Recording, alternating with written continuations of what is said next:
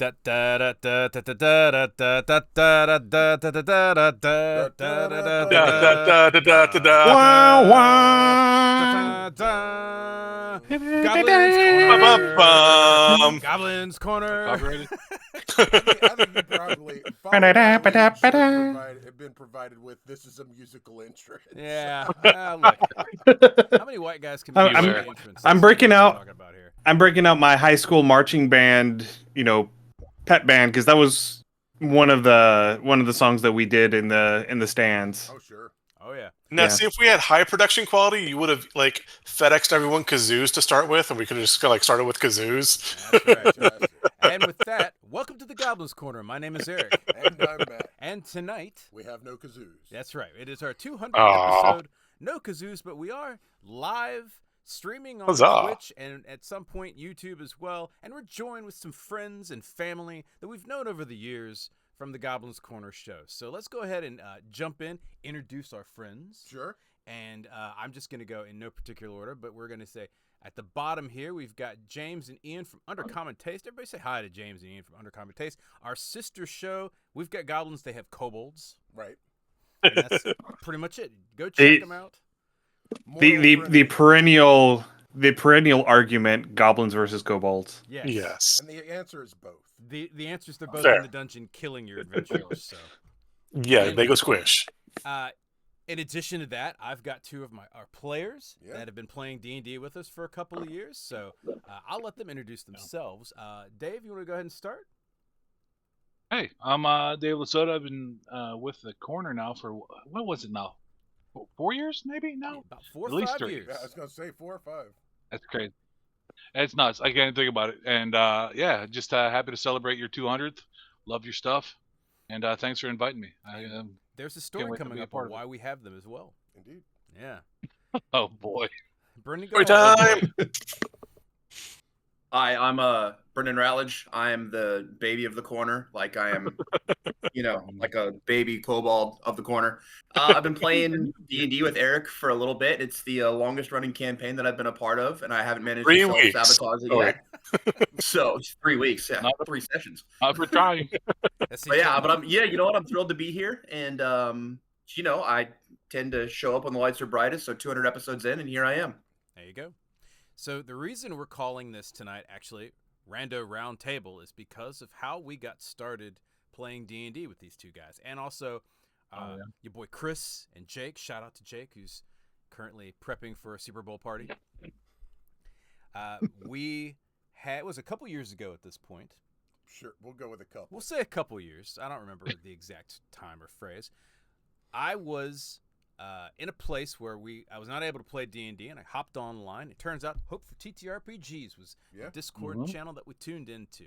And there was a shout out in looking for group to say, hey, we need a DM to play a game. And I gave them a couple of options, but one of them was an intrigue campaign.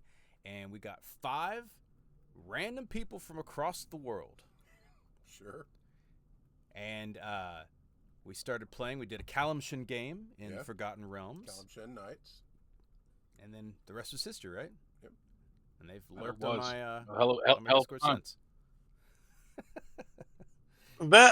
Going back 4 years ago, that puts us right around COVID time, right? Oh yeah. Oh, yes. Mm-hmm. Yeah. That 4 years ago is a year into COVID. Right. Yeah, I mean, that was as terrible and as bleak as that time was, and as much wonkiness came out of that time. The whole idea of virtual communities really took root, and I think that's been a really good thing that's come of it. Definitely, a fork in the road, as people talk about. And so, yeah, lots of virtual communities, ways you can reach out to friends, develop new friends where you can interact, because we have the technology now where, before that it was kind of there, but it wasn't stable. It really refined through that time. Eric, I have to say, I hoard notebooks, and I just looked at the Kalimshan one. Almost 3 years to the date, Wow. February 11th. 3 years, Oh, wow. huh? We started that. Yep, that's when we started that one. Seems a lot longer. I was gonna say I would have Seems a lot longer. honestly thought it was longer than that. I thought we were kicking Yeah. 4, but That's impressive. Yeah, I throw nothing away. That is impressive. That's great. Like if you want to go start, like if you reference your own campaigns back in, like if you have like campaigns that are like linked or in the same universe or world, and you're like, hey, I've got these notes, I can do all. It's like, I should take notes. I never do.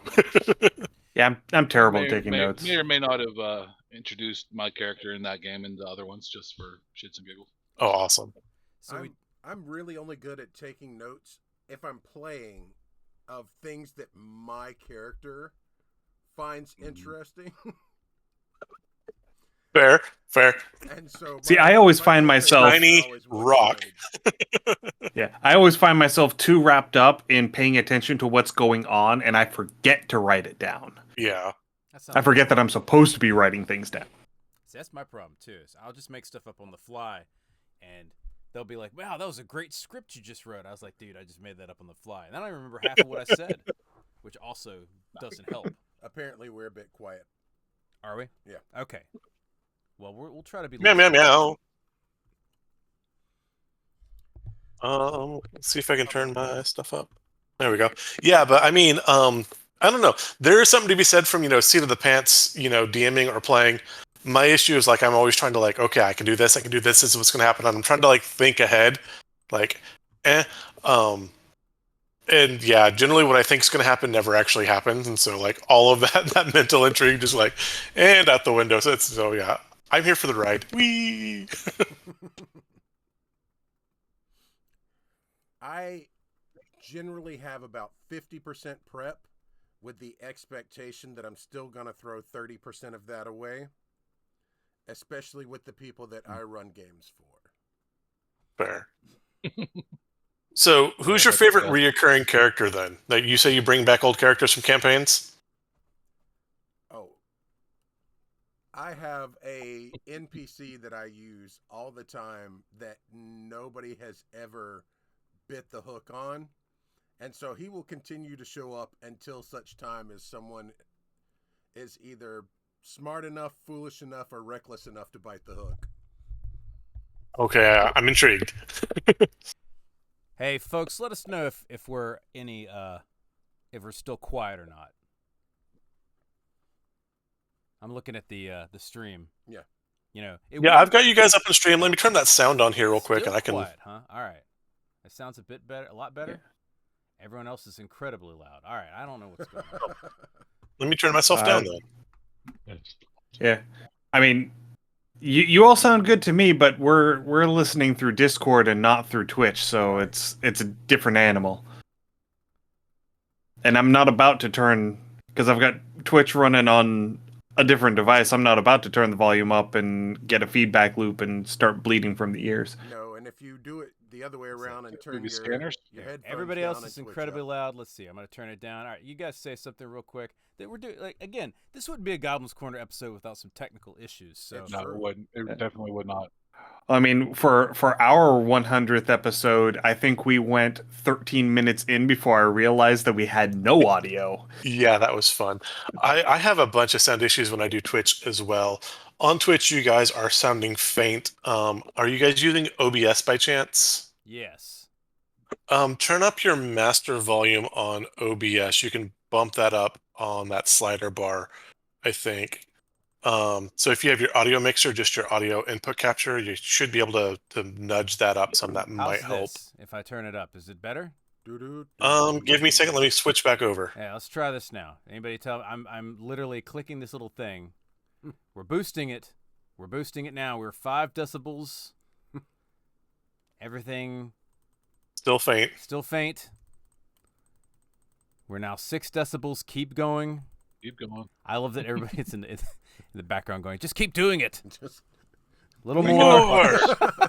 I feel like the tone of this conversation. Turn it has up to changed a little 11. bit. All right, we are up at 11 now. How's this? Better? Thank Smidge you, more. All right, we'll fuckers. go just over. All right. One goes to 11. All right, literally at 11 now. How's that? Do. Can you hear me now? Can you hear me now? Me. Better.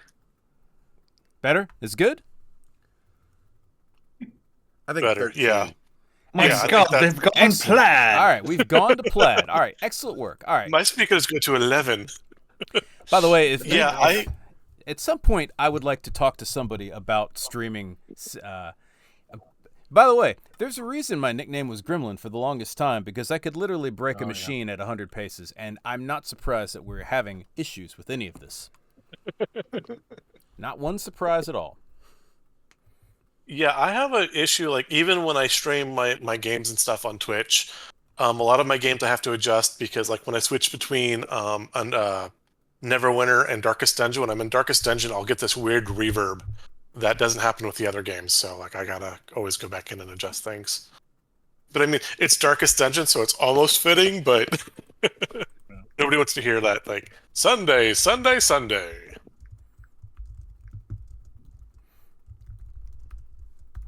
But I mean, going back through, so you've got an NPC character that you wanted that nobody's taken the bait on. Yeah. Do any of you others have like recurring NPC characters you guys like bringing back?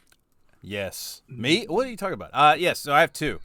One of them Okay. is a gnome, an elderly gnome named Qualish Gingersnap, who, in my game, was the original inventor of the apparatus of Qualish, and also the consort for the Lady of Pain. And we had this long-running story where he was actually trapped in Sigil, and he was using the apparatus of Qualish as a time machine, and not as a apparatus of Qualish. It was the original one was a time machine, and that's how he was all over the multiverse, because he was going back in time before he got captured, and then just bamboozling across the multiverse. Sure. And he sounded Love like a it. British admiral. So, Oh, excellent. and Yeah, then he's been around long enough that his players do impersonations of the character. that's absolutely the that's case, amazing. Yes. And then the second one is from the last game we ran, which was Calamshin Knights, and it was my halfling Luckomancer bard Oxley, who Oxley played with us when we went into the Tarrasque. is Yes. absolutely true. Then You're you know welcome the for that. I helped shenanigans that build Oxley that. can do. Unfortunately, smoking that bullshit. scenario was not ideal for Yeah. Oxley to No, shine. Yeah. I No, should- that was a fun little run though. I should have played oh god, what was it? Clash. I should have played my druid Clash. I had a kobold druid, and his whole deal was just basically turning into a bear and biting people's faces off. But he didn't know what a bear was because he was in the jungle. So he thought it was a bear, Very but true. actually Matt allowed me to turn into a dinosaur. Right. And that Ooh. was, but it was the same stats as the bear. So he's like, I will shapeshift into a bear and bite off your face. And that was pretty much his Yeah. MO, right? Like, I mean, he had other stuff he did, but it I was, like it. It was the Treasure. face That was biting. it. Treasure and biting a face. Yeah. Delicious Face biting and treasure. That's it. delicious face meat. We do have some shout-outs, by the way. We Oh, should yeah. do our shout-outs first before we dive into some more other stuff. First off, I want to give shout-outs to everybody that's listened to us, watched our show. We've been all over the place, and we thank you. We do this for you. Yeah. This is great because I don't have to edit this show. You know, you would not believe how many takes sometimes we've had to do because we record at night, and I have to get up early in the morning, unfortunately, and he's nocturnal, and so while he's ramping up, I'm coming down. And so sometimes we meet in the middle, Yes. and sometimes we just fuck up. Sometimes You that guys do means takes? we both go upwards, and sometimes that means we're both falling down the stairs. And then sometimes we have some takes that we really just don't share. Yeah, absolutely. Occasionally we go to a dark place. And if you think about Yeah. it, because some of the clips that we've put as shorts, some of them go to a dark place. Oh no, sir. they go far beyond the pale. Yeah. We record very stream of consciousness, which means that not everything makes it on YouTube. I have 15 years of improv experience. Yeah. And I will literally say whatever the hell is on my mind. And sometimes that doesn't work. Yeah. But no, seriously, I want to thank all of the fans for this. 200 episodes, man. And we're still doing it. We had an original piece of paper that we went to Waffle House with. Yeah. 4 years ago now, I think. And we sat down, we ordered a pot of coffee.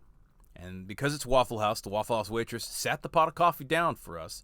We drank the pot of coffee, and we wrote out, I'd say, 300-400 episodes. Right. And we're at 200 Did she in. bring you a straw? No, she just gave us another Oh, pot when we see. asked for it, though. But you don't want the plastic in with your coffee pot.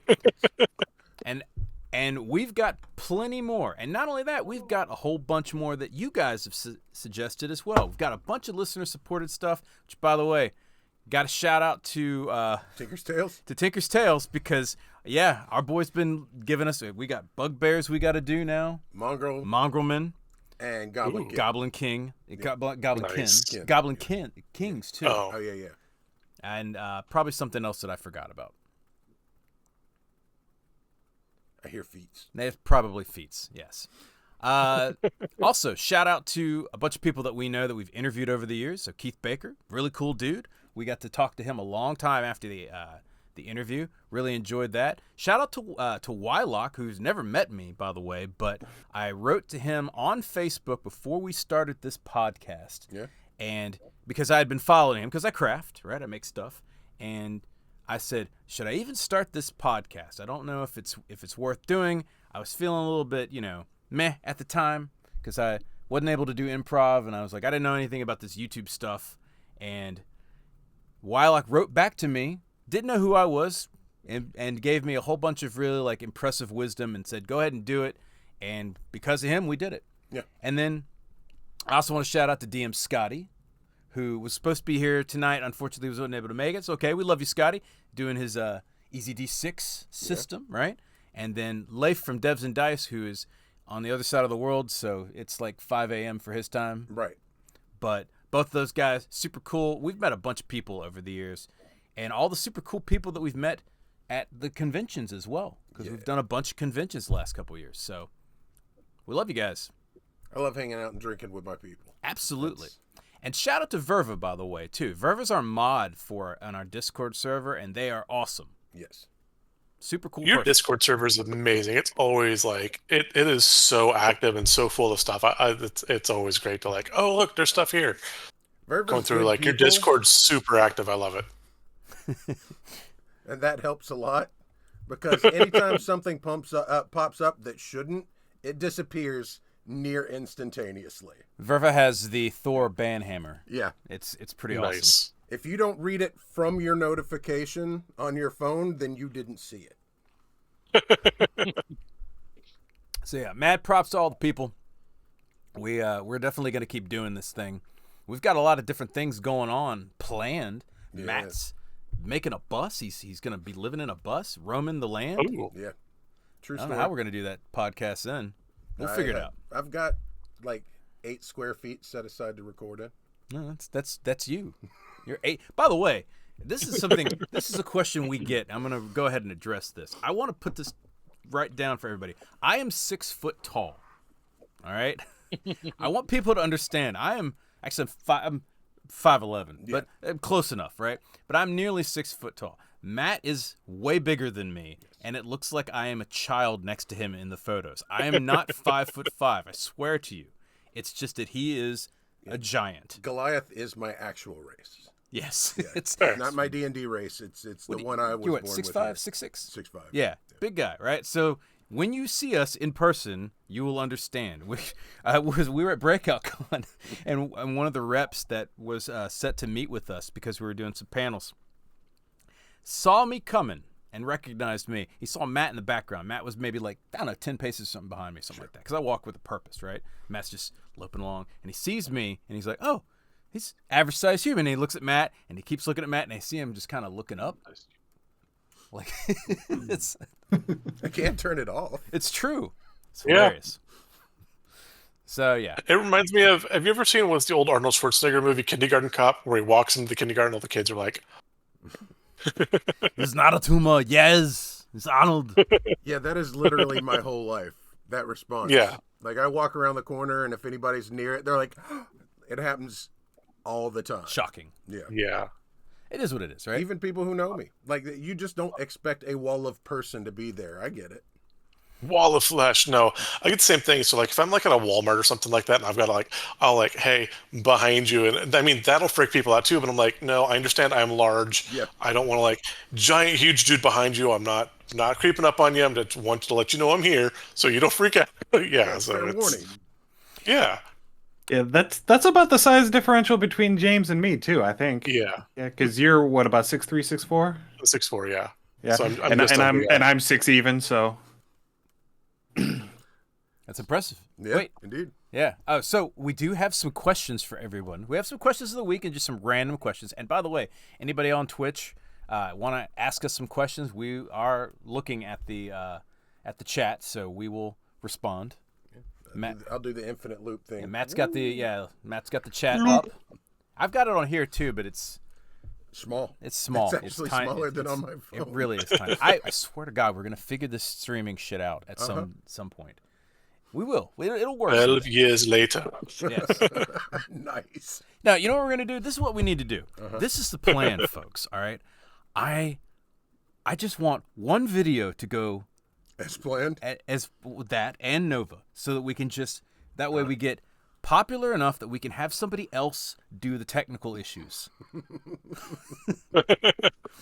When we Make it started work this, for us, please. by the way, when we started this, I knew nothing about audio engineering, video engineering. I had messed around in Premiere making stupid music videos for my improv, but that was about it. And so all of this stuff that we have done, we've had to learn. Unfortunately, I never really got around to playing much with streaming, so Right. it is what it is. And to be perfectly fair, we didn't learn most of it. Eric learned most of it. I do not have the patience for editing. Our audio is always amazing, thanks to him, because that is not something that I have the patience for. I'm just really picky about I know. Audio. And I appreciate it. this. Is probably, and this is one of the things that always bothers me. This is the worst audio we have Oh, sure. Yeah. because we're live, and I'm not editing this, so there. That's like, have you ever seen a band that's amazing and then you go see them live and it's like, what the hell? Yeah. Plenty of times. Yeah. This is Studio bands, they rock, but this is James's Dragon Force story. Yes, it is. Yeah. So Dragon Force Live was abysmal. They sound great on CD. They were great on Guitar Hero. Dragon Force was the absolute worst band I've heard live. They were terrible. I'm sorry to hear that. that is Oh, nice. unfortunate. Plump. Yes. I love them.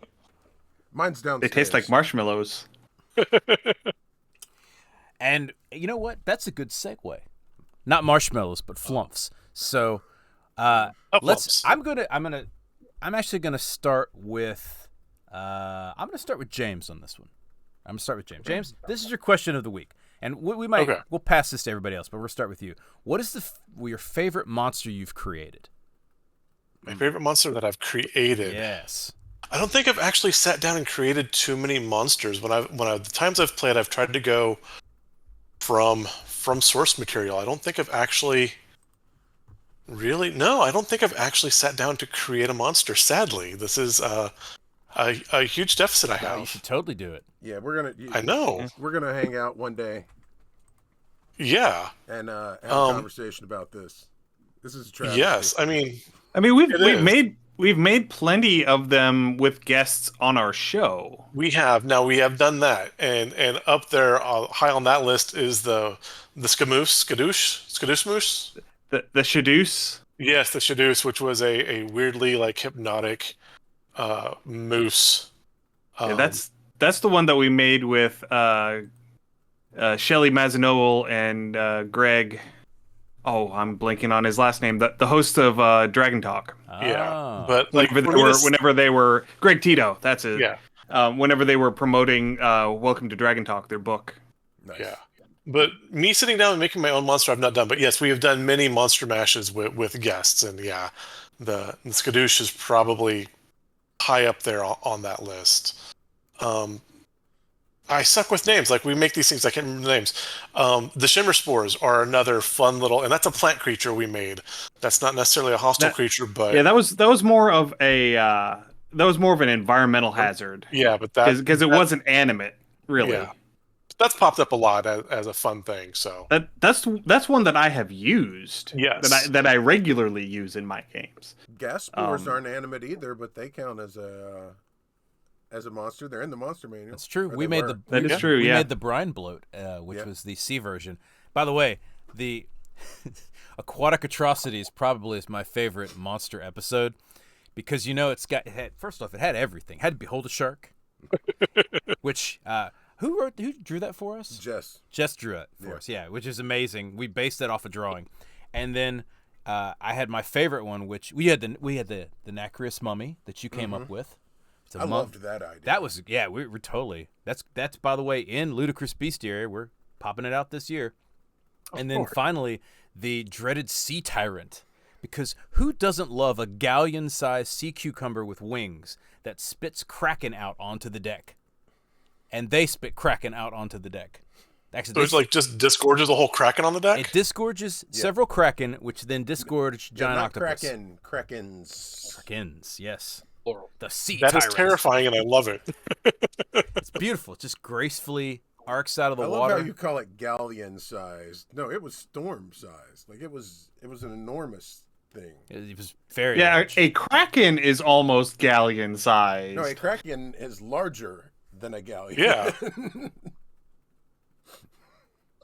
Yeah. Kraken, please. Good times. Pat. Dave, have you created any monsters lately? Not created so much as just reskinned, reflavored, right? Basically, to fit the setting, and if it's not, if I want something that is fun to just play, I will just reskin it to fit whatever setting I'm in, Sure. rather than create a whole new. I'm pro reskinning, man. Maybe, Oh yeah. Coat of paint. Yep. maybe that's next time. Good DM tries to kill everybody all the time. Brendan, I know you haven't made a monster yet, but if you were to make a One of monster, my players. what would you make? Well, actually, I have 2 children, so I make real life monsters. Oh, good. No, So Crotch Goblin. Yes. I Crotch end up spending the majority of my time just creating PCs and NPCs with too much significant backstory that never gets explored, and I'll write pages of lore that just, regardless of the setting, and then it doesn't really matter. Yeah. Oh, welcome to tabletop games. Yeah. I've always had an affinity for Rakshasas. I'm not sure how I would be able to. I'm kind of like I said, the lowest goblin, the most basic level. So I mean, critical role is what got me started. You know, back in the beginning, and that first turn where they had a Rakshasa come back and attack one of the characters was one of like the big like hooks for me, where I was like, oh, Nice. anything can happen in this. Rakshasas So are I've always cool. had a little bit of a, and I'm trying to figure out. Speaking of devils and demons, how exactly the Devil Devourer in our campaign is going to play in further down the road. Oh, cat? Eric, yes, I'm cat. Cat. Yeah. Well, we'll figure. Yeah. You'll learn Well, at some point soon. Eric, you have to understand, my experience with him is a talking cat that says "I am cat," and then who recently devoured a demon. It's true. Yes. No, that all checks out. It happens. You know what I love about Rakshasas is they could be anything. Yeah. Also, and maybe it's just me, but does anybody else hear Rakshasa kind of in the same voice from the singer from the B-52s? Rakshasa! Yeah. Like, Rock Lobster, yes, absolutely. very Rock Lobster-esque. So I'm seeing some chat questions. Someone has, I'm seeing here from Drock.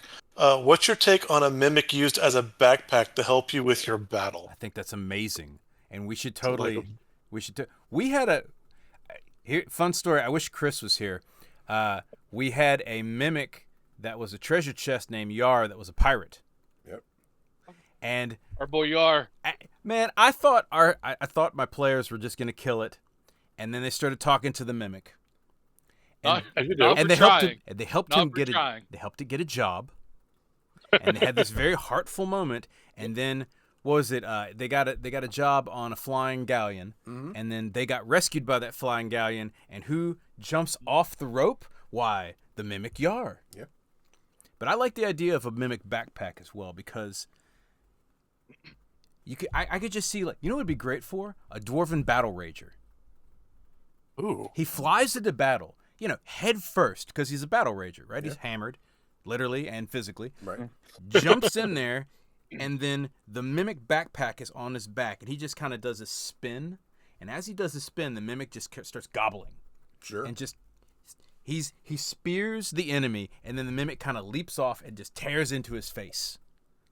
I Goes love for it. the I throat. also love it. Just like you have that rogue that's coming in for that backstab, and that knife comes out, and the mimic tongue just kind of Just whips it out. Oh, I love that. yeah.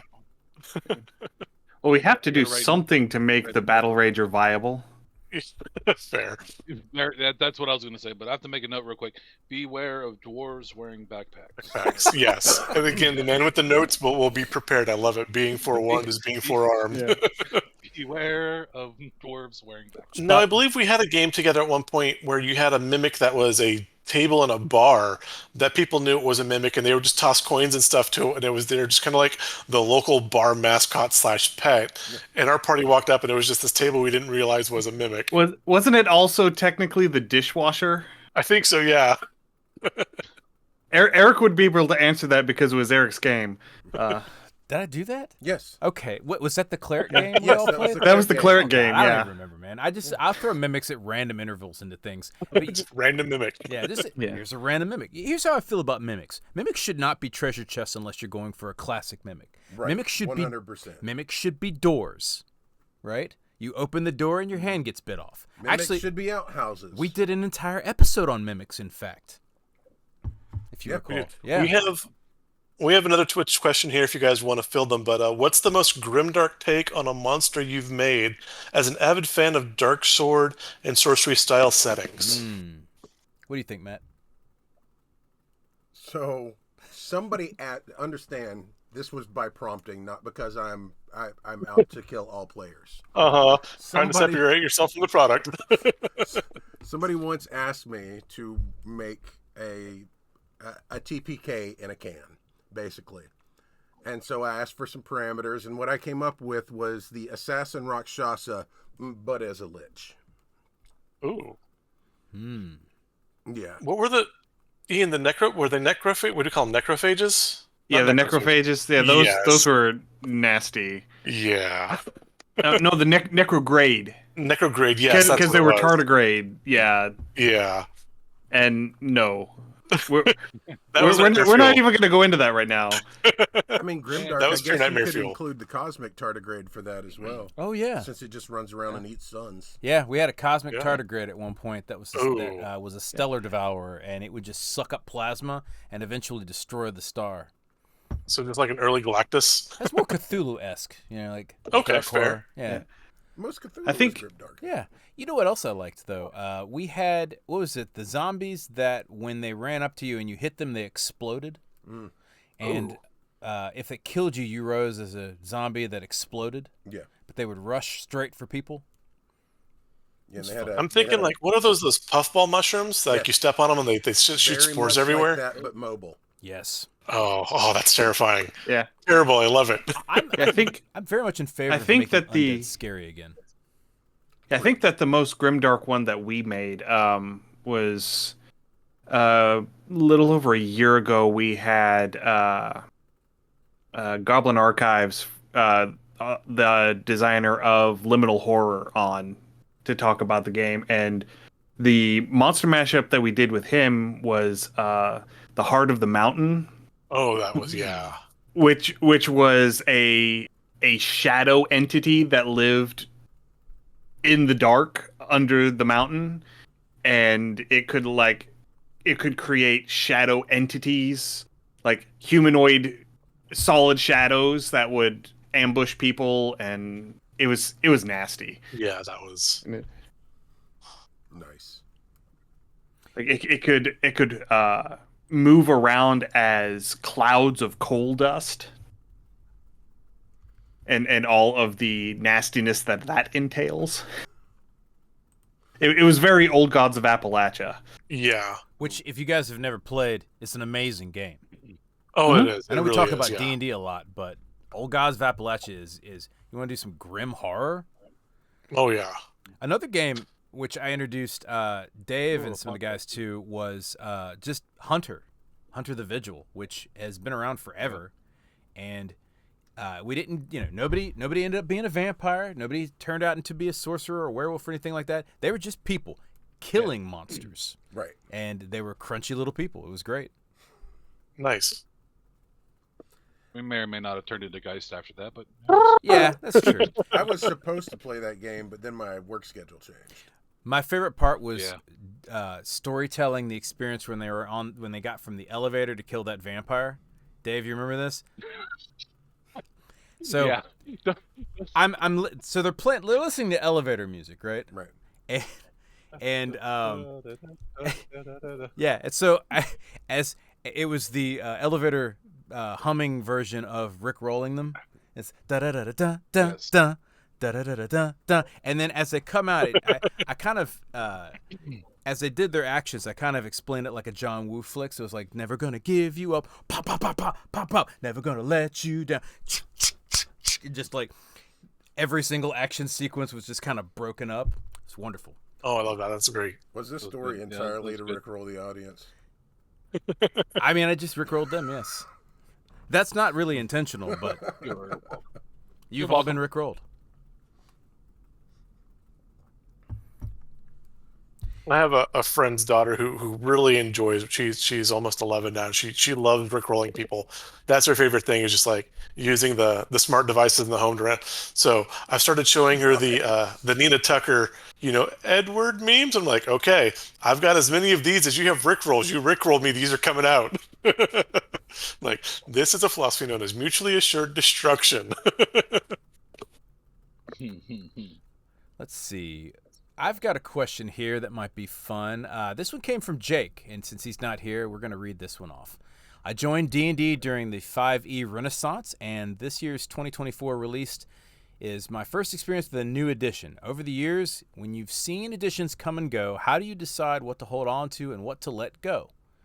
That's an interesting question. So, I guess overall, like, Ian, I don't know when you started, but I mean, I remember playing first and second edition.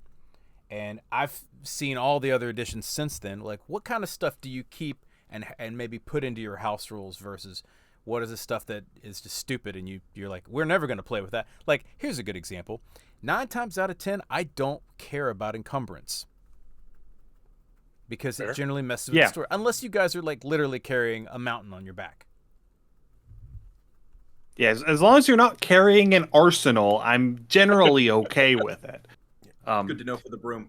The only time I'm going to worry about encumbrance is like if you're shipwrecked on an island, right? Something where survival is based largely off of what you're actually capable of doing as characters. If you fall overboard in full plate mail. Yeah. If you're a paladin that drowns in a swamp. Which will happen if you're a paladin in my games. You might drown. That's what paladins do, isn't it? They sit there and their horses drown in the swamp, and they're sitting there pulling on them like. They are the horse drowning in the swamp. We made a paladin. See, now I have to play. Now I have to play a paladin in a game that Eric runs and name my paladin Artax. Nice. Because I went there. Nice. Well done, Ian. I'll make him a horse-headed minotaur. Sure. Oh man! Challenge just so we can drown him in a swamp. Yes, challenge accepted. Man, look at the time. I gotta go. So you had asked. So I first found D&D at the early days of 3.5. Oh, nice. Third edition 3.5. I didn't actually get to play D&D until the D&D Next playtest, which was the playtest for 5th edition. D&D 3.5, before the dark times, before the Empire. No, right. 3.5 was the rise of D20, which was the Empire in the ttrpg. Yeah, that's true. Yeah, that's very true. Yeah. I really appreciated the move from THAC0 to Ascending Armor Class. 100%. It made things so much easier. And now, having, talking about the dark times, which we can assume means 4th edition, that edition that we generally tend not to talk about. There were a lot of things in 4th edition that were really cool. Yes. That I wish had made it into 5th edition. You mean things like that could have made it in to run and play the game? Yeah, right? That the fourth edition's true strong point from me was 100% their introductions in the player's handbook, in the DMG, in the monsters manual. Like, this is a series of ways that you can go about this so that everybody has fun, la-di-da, right? And that the description and how to play the game was the best of every edition, and the mechanics were not. Yeah. Here's some tactics, very loosely based, but here's how you run a story. Yeah. And that was the good part about it. And, you know, we did, what was it? What was the episode we called? We broke down all the D&D editions. D&D, it wasn't hot takes, it was something else. No, I don't know. We've done 200 episodes, guys. It's One of them. Some was it like veteran of the edition wars or There something? you yeah, go. Version Yeah, Wars. that was Version Wars. Yeah. So in Version Wars, I was pretty honest about, like, yes, we make fun of 4th edition because you can. But in addition to that, like, there are some people who, you know, that was their first game. That was what they cut their teeth on, you know. D&D was not my first game that I cut my teeth on. It was Marvel Universe. But that being said, I fell into D&D very quickly, and we've played. I mean, if you look about the room, which we may show in a few minutes, there's tons and tons of different games. There's always something you can find in a game, even if it's bad, right? Even if the rules suck, even if the storyline sucks, you can always glean a little bit of something. And even if you don't play that game, we've reviewed tons of games. Yeah. Some of them will never see the light of day, but a lot of them have really good stuff. We still haven't played Troika yet, by the way. We have not. Who wants to play Troika? Sure. I want to play Troika. I just don't have time to play Troika. That is a challenge. That's yes. not an excuse. All right. So That's how I feel about Wicked Ones. yes. Yeah. So So ones that I want to play too. Yeah. Oh, About that's a I've even good point. started- Go ahead, Dave. Oh, sorry, I was just gonna say, like, I've even started using like other systems mechanics in my games too. Like, Yep. I've pulled mechanics from Pathfinder into D&D games because I like the way their barbarian rages more than the D&D side, right? Or spellcasting even. So I've even brought things like that over into my games as well. I really like Pathfinder 2's rule set. I think they have a good grasp on character creation. I'm not as big on the lore, but that's just a personal preference because I didn't read any of the Pathfinder books. But I might fall in love with them later, but I probably won't. yeah, there are two things from 4th edition that I still use in my home games to this day. One is skill challenges, and the other is minion rules. Minion rules are amazing, and you should use them at your table. You can flood the table with a whole bunch of things that, if they get hit, they die. You don't have to track hit points. They're just there to hit your players. Nice. You can make up for the deficit of action economy very quickly by just throwing a bunch of minions at the problem. And there's no bookkeeping. If they get hit, you just take them off the board. And it also makes the players think a little more tactically about, okay, are we going to just focus fire the big thing in the room? Or are we going to divert our attention to these minions, because these minions still have attack rolls and attack and damage rolls that can threaten us. Right. They can still throw spells at us if they're spellcaster minions.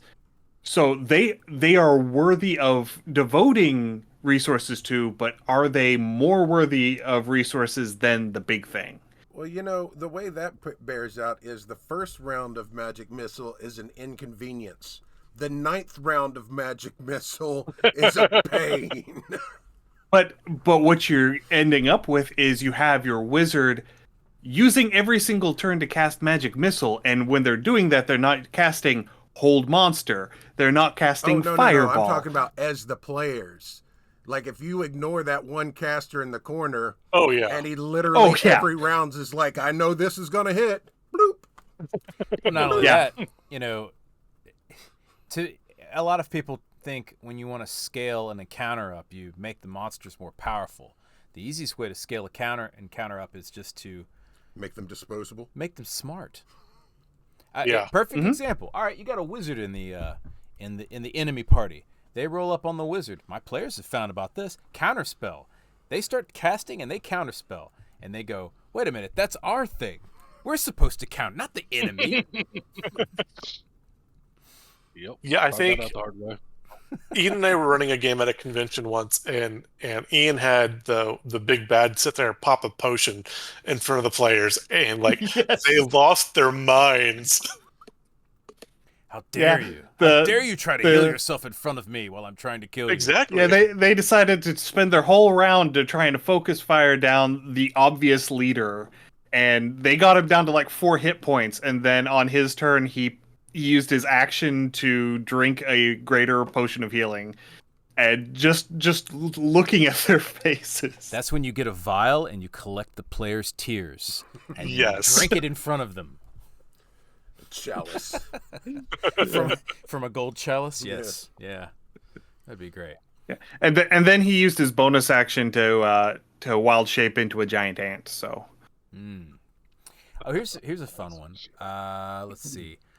You have one spell out of the game to be your magic power in the real world. What is it? We'll start at the top here. Brendan, why don't you go first? Oh, Any probably spell in the game. blight. No, I'm just kidding. And Honestly, like it's super basic. We now have the first super, Sorcerer King. Right. super basic. Would probably just like detect thoughts.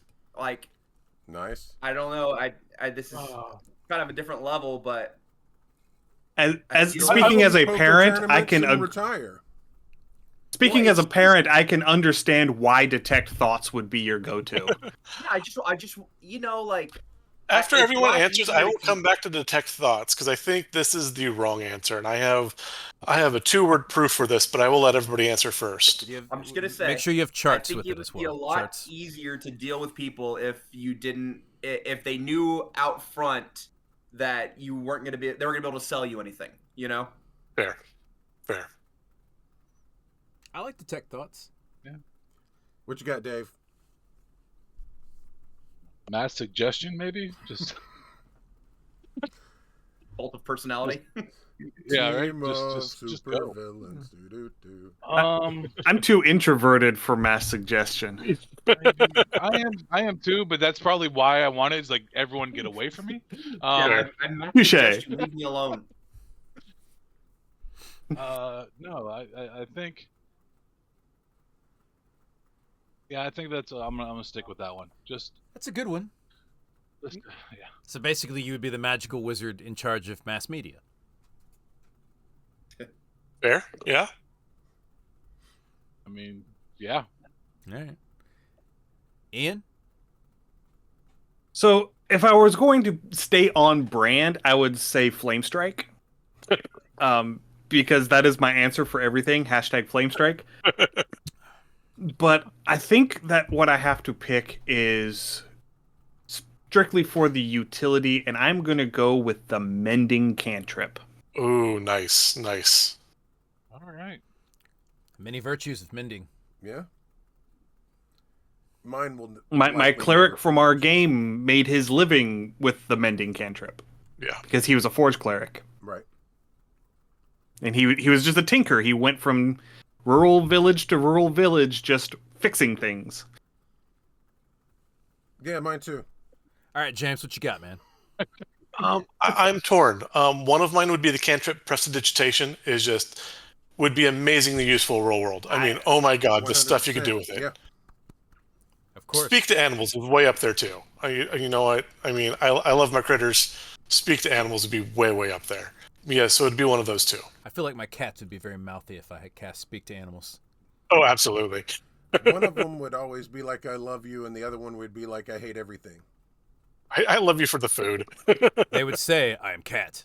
And then Yes. go eat a demon. Yes. And then go eat a demon. So, my thoughts with detect thoughts. It's great. So growing up, I grew up, in the 90s. The big question because of Marvel was, do you want the power to fly or would you want to be able to read people's minds? social media has proven to us why you want the power to fly. Absolutely. Yeah. That's fair. That is fair. Yeah. That's a good answer. That's a good answer. I would have been Magneto, but Yeah. Magneto rocks. The slowly, Venom symbiote's my favorite. slowly pulling the iron out of your blood. Yes. For me, the answer You is have Greater anemia. Restoration, by the way. Greater Restoration? Yeah, I like that. absolutely. Yeah. Ooh, nice. Yes. Why settle for a greater restoration and not go full on heal? Because heal's not as Diamond useful cost. as it used to be. Okay, that's fair. Are we fair. considering material cost with these spells? Do I get to pick the addition? Because if I get to pick the addition, mass heal is the answer to the question. Yes. See, I'm torn. I mean, it's your show. You get to pick the rules. Yeah. 3.5 mass heal. That is the only always correct answer to be rich tomorrow. So I have two that I'm thinking about. Fireball. Well, aside from Fireball. I mean, it's Fireball. I mean, it's like It'd be great during 4th of July. Just, poof. it's a good answer to anything, really. I Have you seen Atlanta traffic? Yeah. Fireball. Yeah, Fireball for Atlanta traffic. I would say Wish would be great. Sure. But you know what? Let's not go too overpowered, okay? Because that's too easy. That's too easy. I'm going to say Clone. Ooh. Okay. But I want to tweak it just a bit. Matt already knows this is going to be like, yeah, it starts with man and ends in Shun. Sure. Forgotten Realms reference, folks. I want to cast Clone, but I want them to be awake at the same time, and I just want an army of me running around, causing shit. It would be. Isn't that just simulacrum? Yeah. That's It's not as fun. It's not as fun. Okay, fair. That's what you say right up until all of yous can't decide which one is the real one? Well, no, which one the wife is married to. And that's when Fireball comes into play. Exactly. See, So- that's Isn't there like half the plot of Rick and Morty? yeah. Yes. And now you see where my plots come from now. Oh well. Dun, dun, dun. Damn you, Dan Harmon. I am seeing a Twitch question about psionics. Ooh. I've been. Oh wait, hold on here. I didn't play a ton of 3.5, but if any of you've had, are psionics really as bad as all the old Grognards say? No. Yeah. No, they're not. Second edition psionics are the best.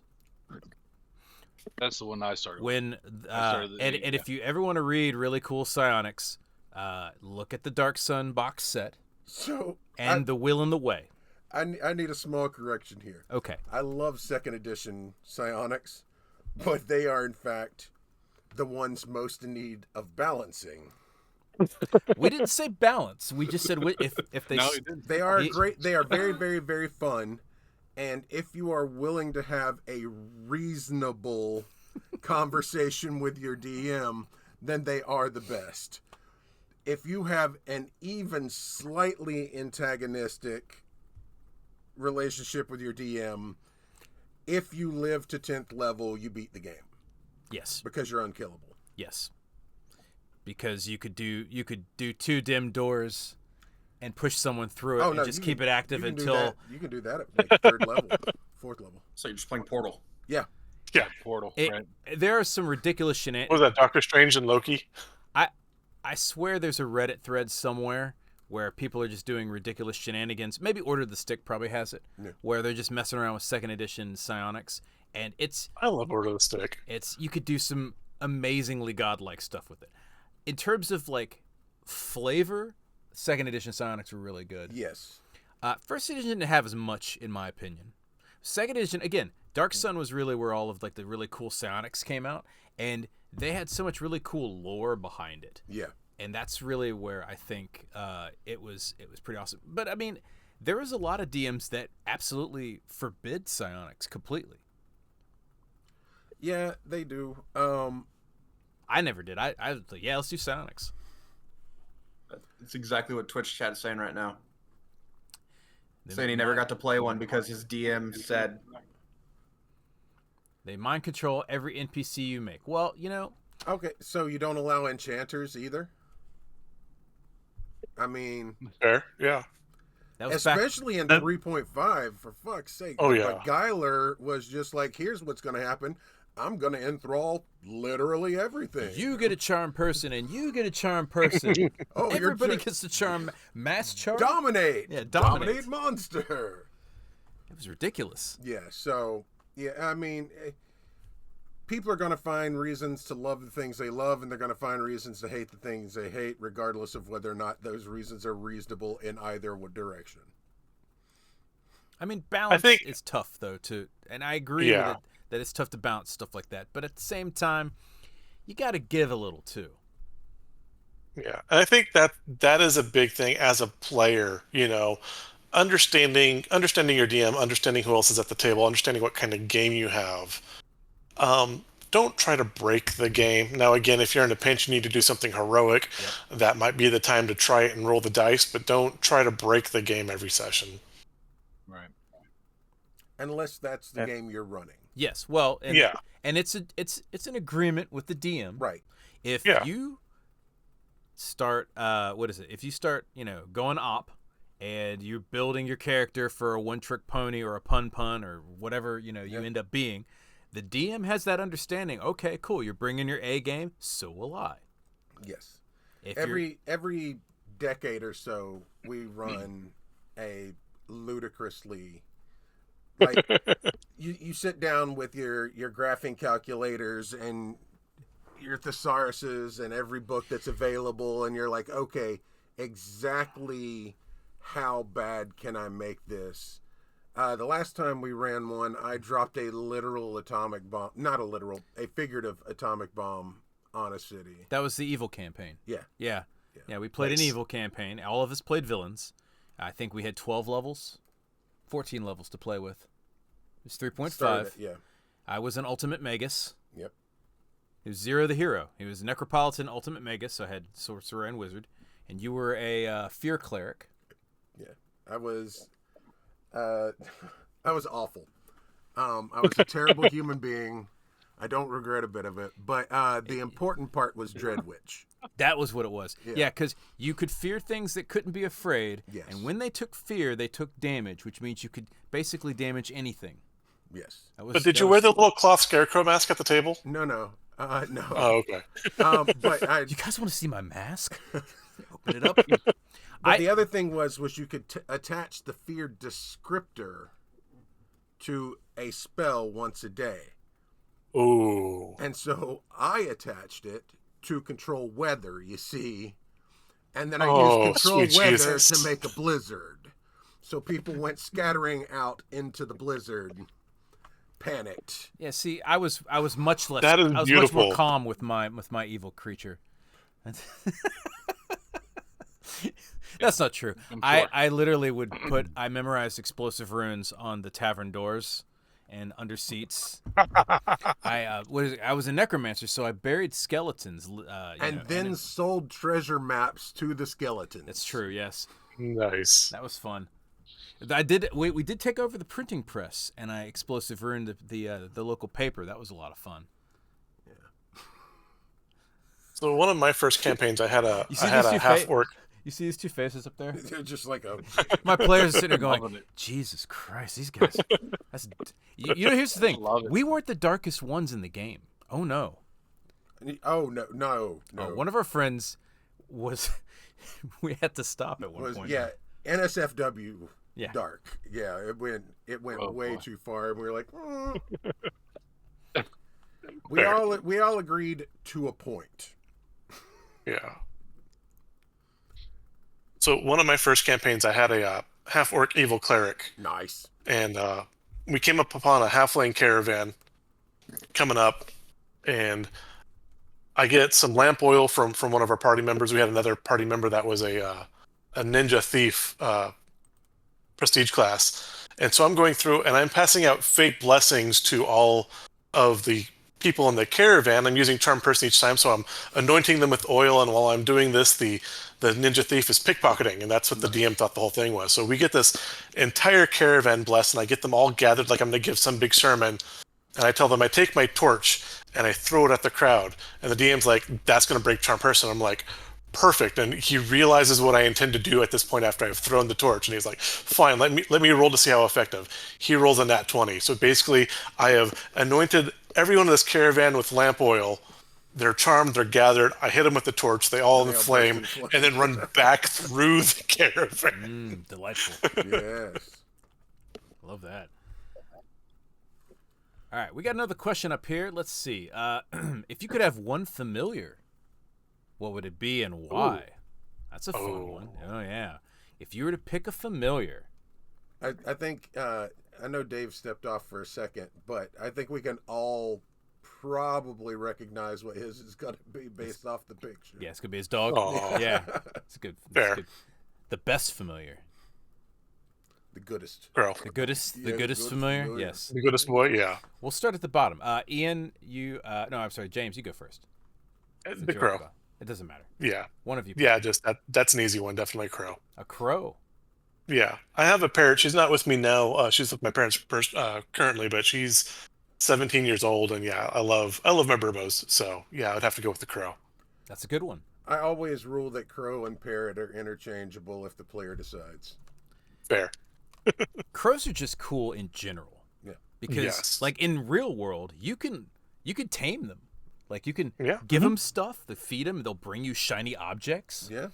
There was a story in the UK, yes. a little girl. I love this story. She fed the crows every day, and then I think some bullies or someone was someone tried to kidnap her. Yeah, she got kidnapped or something. She tried to get kidnapped, and this flock of crows, a murder of crows, came down. Yes. And absolutely wrecked this dude. Yes. Oh. That is what you want. Cobra chickens, Canadian geese would also be on that list. Yeah. Because they're just mean. Yeah. Yeah, geese suck. They're delicious. All right, Ian, your turn now. I'm gonna go with a capuchin monkey. Okay. Nice.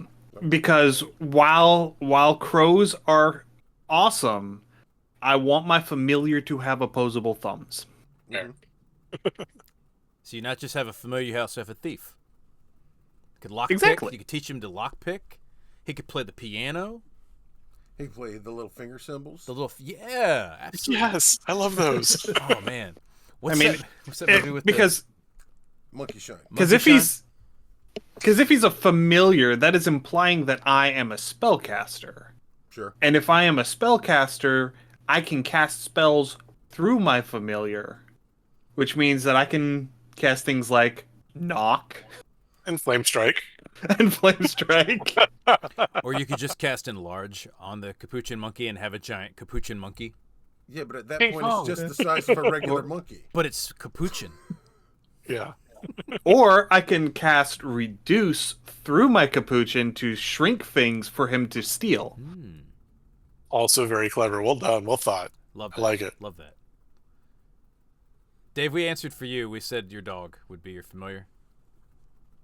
We lost audio on him. Dave, you're still muted. Look of panic. There it is. Turn the mic off. Too. As much as I miss what was my familiar in our game? Reggie. Hargraves. Oh yeah, Reginald. Right. As much as I miss Reggie, the 8th I think I ended on. Friendly fire, son of a bitch. I would have to go with my dog. I would definitely.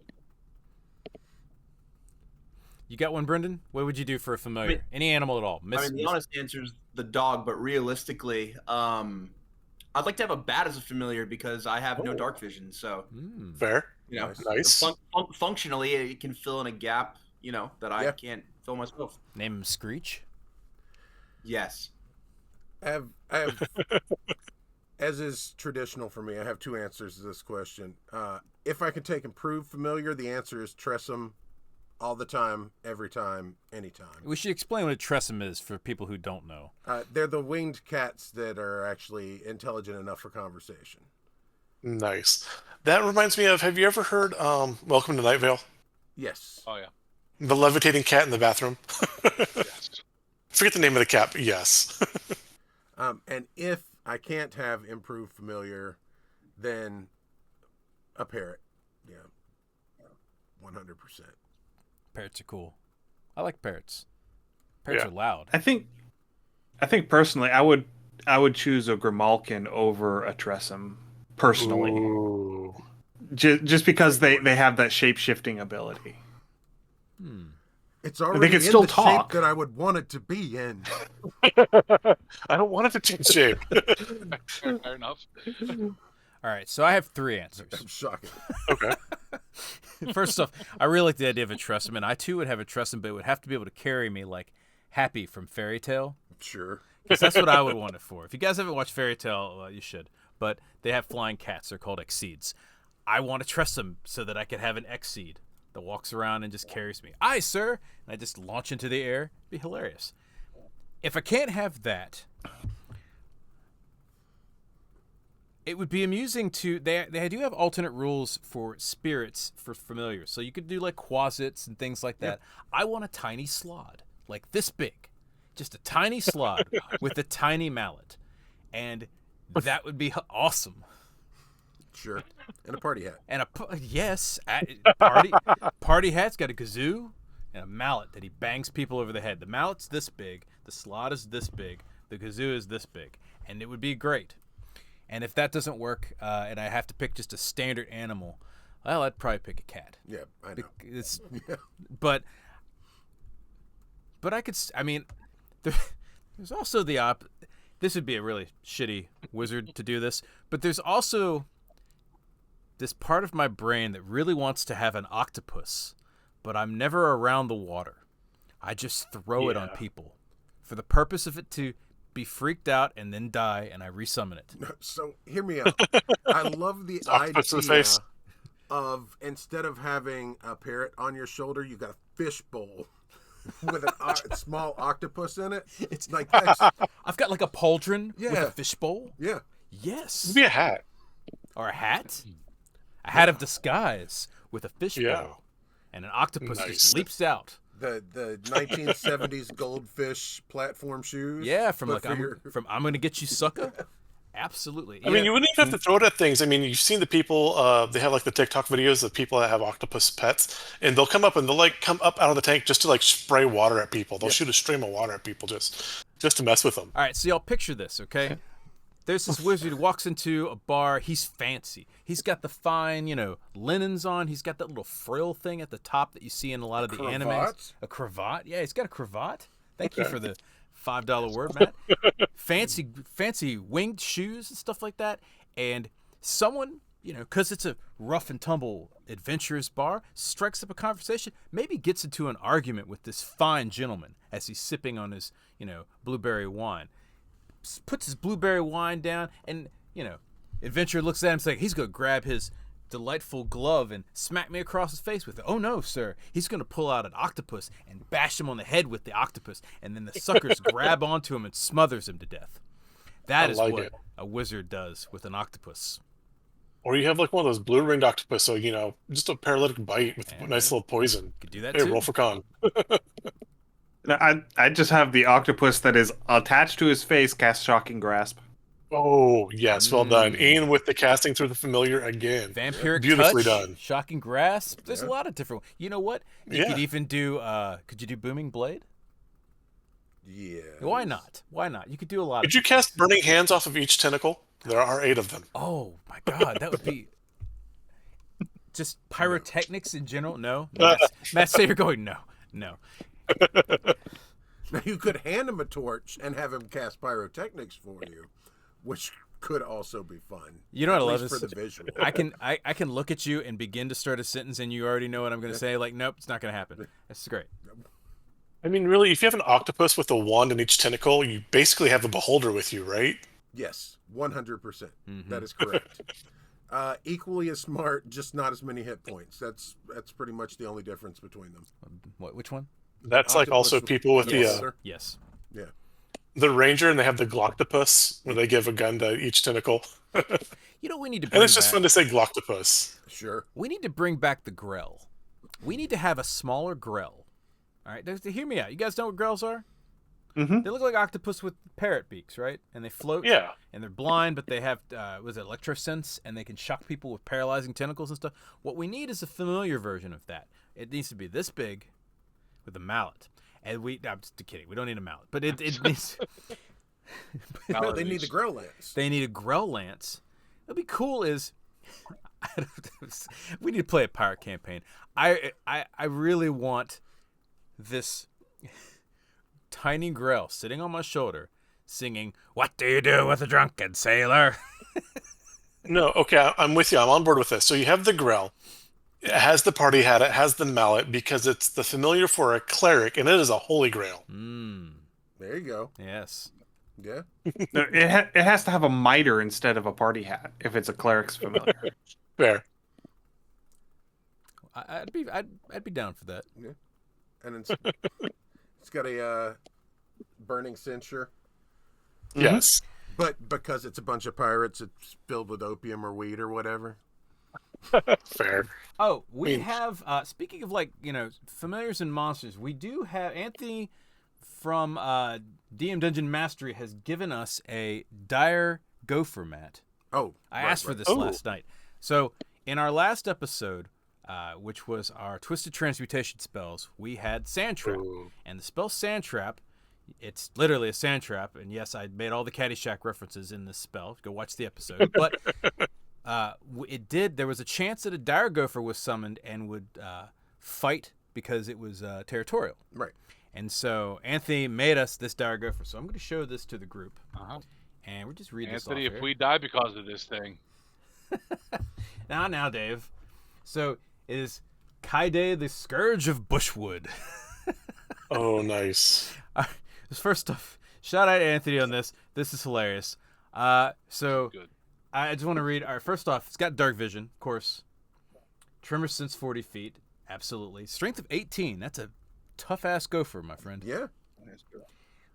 Burrow Maker, yep, leaves behind a 5-foot tunnel. Cool. Got Grappler. Dodgy Bastard. While the gopher isn't exhausted, its speed isn't reduced, it isn't incapacitated, it benefits from the dodge action.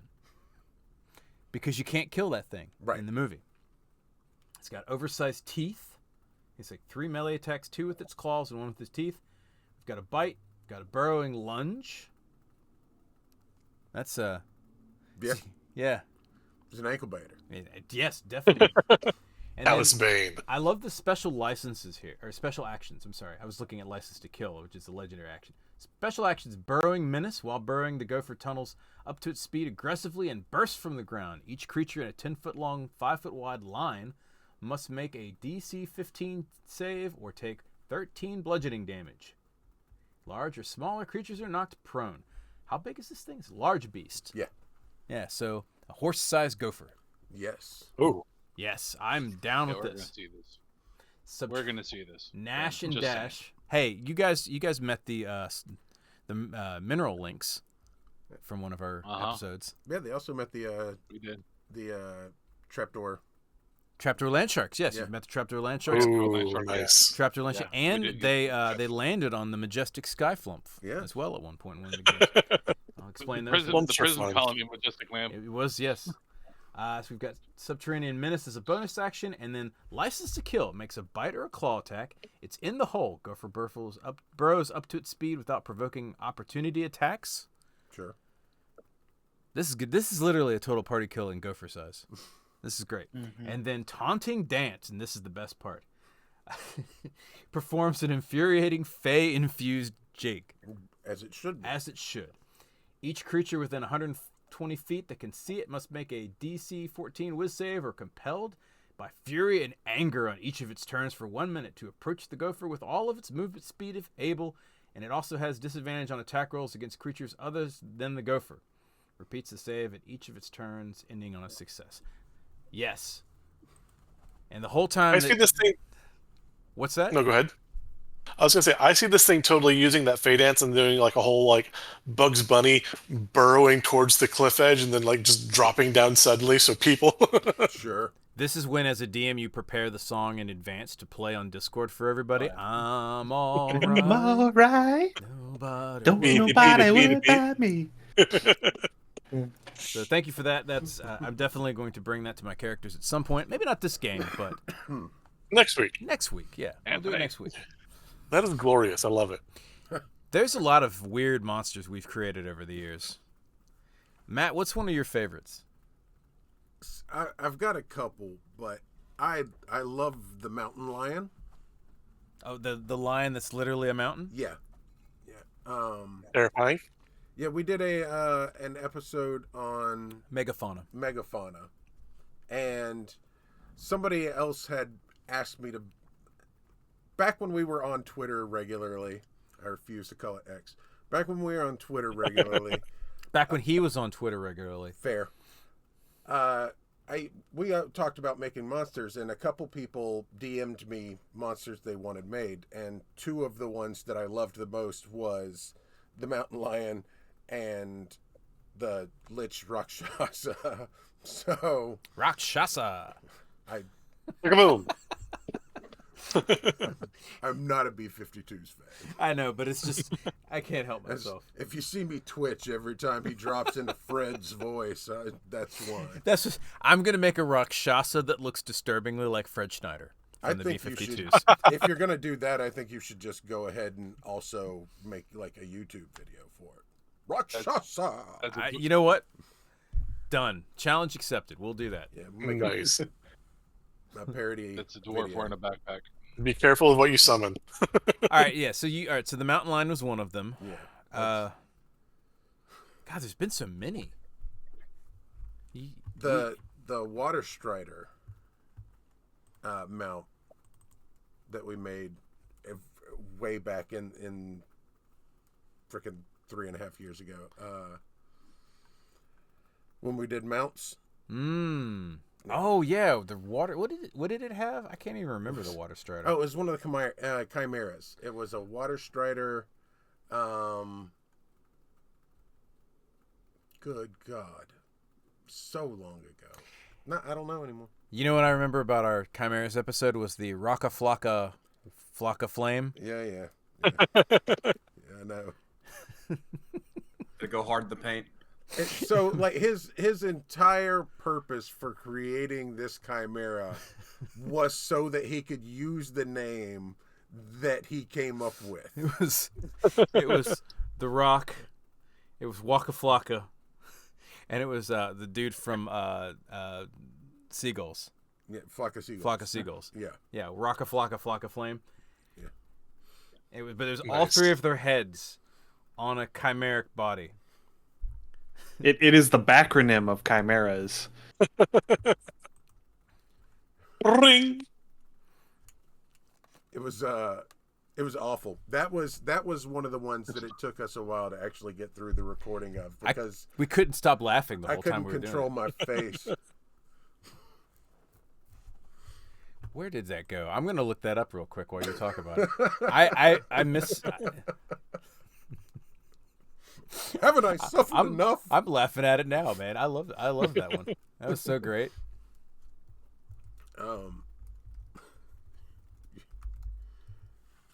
Oh, this is a question that I actually wanted to ask everybody because I'm always curious about this one.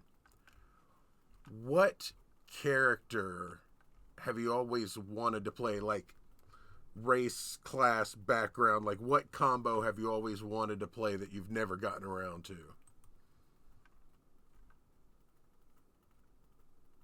I'm gonna start with Ian.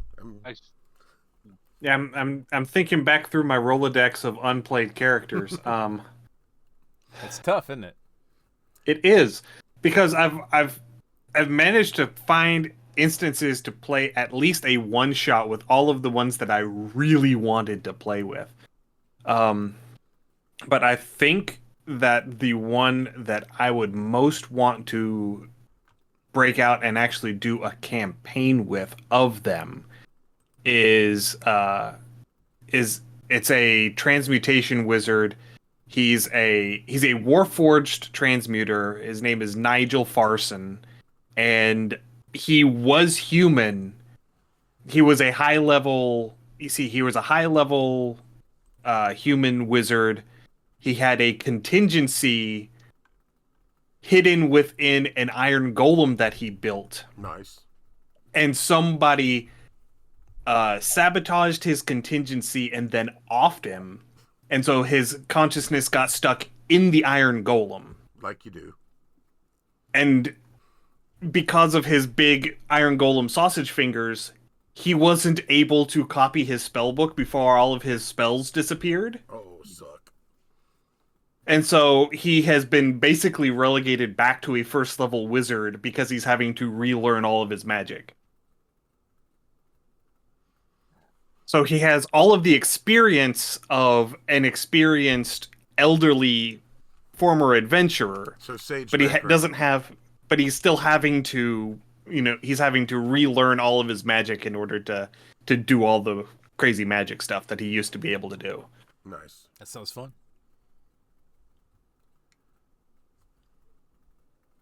Anybody? Yeah, I I've actually got- have one. I Yeah, actually go have an answer for this. I've this is stupid.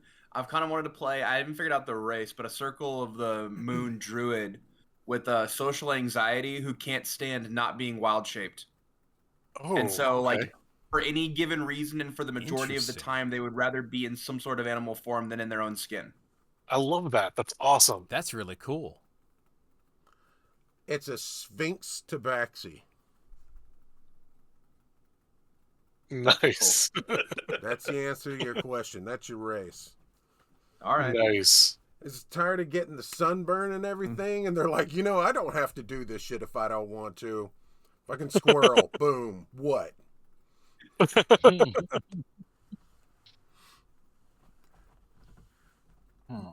Mine is I want to play a goblin who is multi-class rune knight and arcane trickster.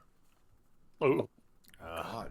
He's a petty king. It's a if you sit down and actually been talking look about at some of the synergies available, oh god, it's so delicious. It's just it's awful. And the whole theory behind him was he was a goblin that escaped giant slavery, which is where he picked up all of his information leading to Rune Knight. But he escaped back to his goblin tribe, where he promptly remembered that he hated literally everyone there. And when the adventurers came and wiped out his tribe, he pledged himself to the group of adventurers because he hated his tribe that much. He's just like, whatever you need, guys. you guys did me a favor. Yeah, I'm with you. You Oh, made wow. the right call, and whatever you need, I got your back. And literally spends his entire time, like, every slight that happens towards the party just goes completely unhinged. It's like the John Wick of goblins. Oh, no. John just- Wick had a reason to snap out. I'm talking about this dude. If you look at the party a little sideways, So he's- he's he's- going to be like, what are you trying to say? So he's like the Joe Pesci of Yes. goblins. Okay, Yeah. got it. Nice. Nice. I've And that- wanted to. Oh, go ahead. Go ahead. No, I've already had my turn. You go ahead. Okay. I've wanted to run a barbarian that's also multi-classed with a wizard, but all of the spells are limited to either touch, like self or touch. Yeah. So like things like burning hands, shocking grasp, defense, and like have this be this clan's or this culture's like start understanding of magic. So like it comes from a primal, like not quite sorcerer, but this is like early primordial magic for this group of people. So to use the 3rd edition phrase, you're going to be a rage mage. Yeah. So barbarian sorcerer. Well, there is a barbarian path of wild magic. Wild magic. Yeah. Barbarian wild magic. Add a few sorcerer multi-levels in there as well. A wild magic sorcerer, perhaps. Ooh. I just wish they I got one of those in my campaign. What's up, Kuna? I hate the way they wrote those Thanks to up. my But, beer. You wrote the what? oh, the wild magic sorcerer. Oh. Like, wild magic is theoretically your whole thing, and it happens so rarely.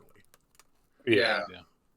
Yeah, I always felt that way too. 10% of the time, like it should be feel like you should be rolling at advantage for wild magic surges at least. Right. See, I like the I use the rules that Brendan Lee Mulligan uses, where each time you don't pop off, the number increases Yeah. until it goes off, and then it resets to 1. Absolutely. Yeah. Yeah, I've used that before as well. Yeah. Just me. I finally got to play my Bugbear Bare Knuckle Boxer. Ooh, Playing nice. that in Jake's campaign right now. That's a fun one. I wanted to get higher level into a Blade Singer. I played one. It was a Hidozi. Nice. Yeah, how does these are great. Yeah. But I'm borrowing this from Steven Erickson and Ian Esselmont, but I wanted to play a Hexblade where their patron, I guess,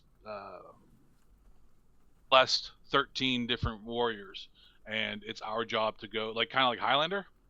So it's our job to go kill all of them until we become that patron's champion. Nice. Oh, okay, nice. There's so much fun stuff you can do with Warlock lore. I mean, I really like what they did with Warlock's 5th edition. That's one thing they nailed.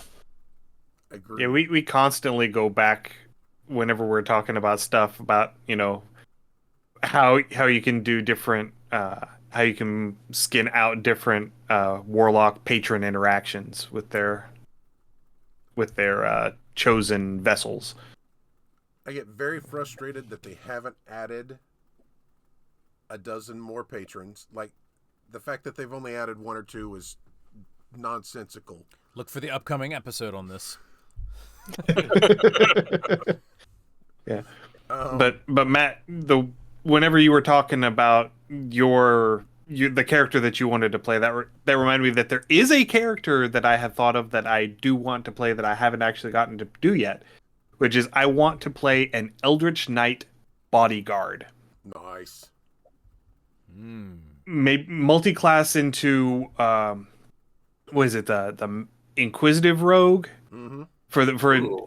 you know, and you know, Grand max out my wisdom score so that I am perceptive as all get out. Nothing eludes me. The observant. And then being an Eldritch Knight, I always have a weapon at hand, because as long as I'm not in an anti-magic field, I can summon my weapon from anywhere on my plane of existence. Nice. I am never unarmed as a bodyguard. I like it. Eldritch Knights are a lot of fun. Ring. You can, and actually a little bit of multi-classing with an Eldritch Knight. We've talked about this before. Just a little bit of, for example, a level of Artificer. Yeah. 3 levels of Artificer is even better. You know, what is it? Is it 3 levels that you need to get to use your intelligence? Unlock your subclasses, yeah. Yeah. Well, no, I don't care about the subclasses. What I do care about is the ability to use your intelligence to attack, and then you just become this really smart. Attack and damage. Yeah, Yeah. attack and damage. Attack and damage. Yeah. So you see this scrawny-looking Eldritch Knight. He's just big enough to be able to wear the heavy armor, and just beating the shit out of people. Well, see, that's where that level 3 comes in handy, because then you just become an armorer, and it's Yes. a powered suit of plate armor that yes. you're in. Nice. So he is that scrawny. He can't actually walk around in it. It is walking around on its own, and he's just the passenger. But He has just a battle remember, cry. if you've got an acrobatics check to jump a creek and you nat 1, you're gonna drown. Worth it. But you get to have a Gundam. I have no idea what I Then would you play. cast Destroy Water and just walk out. Exactly, yeah.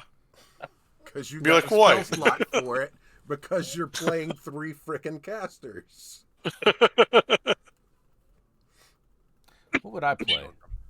There's so many characters I have. I just go through and write them down occasionally and just come up with builds. I mean, we talked about Oxley. I definitely want to play him again. We talked about you know what I would like to play?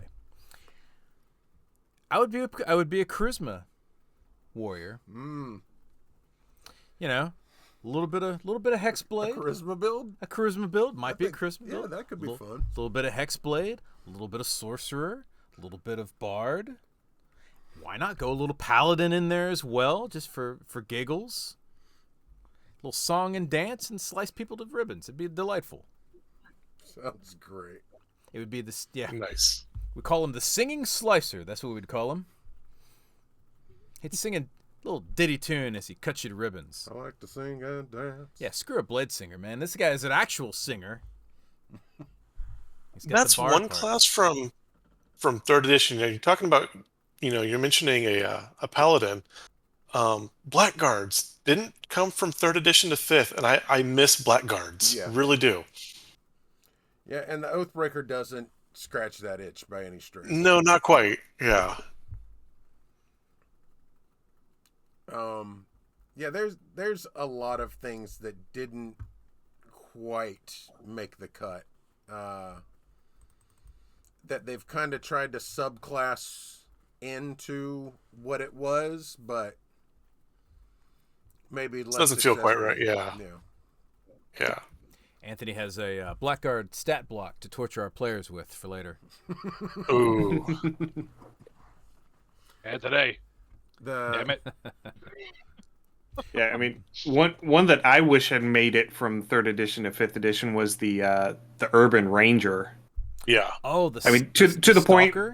that we actually made a 5th edition Urban Ranger class with 3 Yeah. subclasses. Is this the Stalker one, or is it Urban Ranger? No, it was in one of the Splat books. I can't remember. It was an alternate rules for the Ranger It was to in make an Cityscapes. Urban Ranger.